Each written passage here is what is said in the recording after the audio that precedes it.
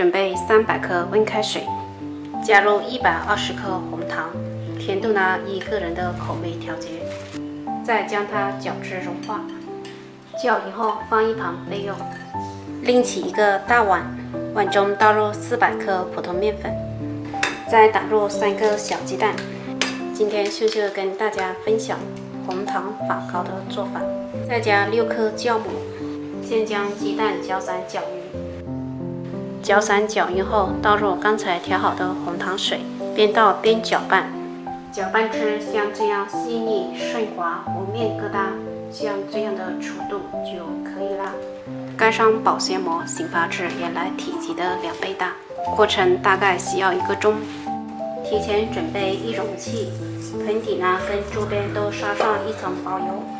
我们的面糊就已经发酵好了，用勺子搅动一下，排出里面的大气泡，直接倒入盆中。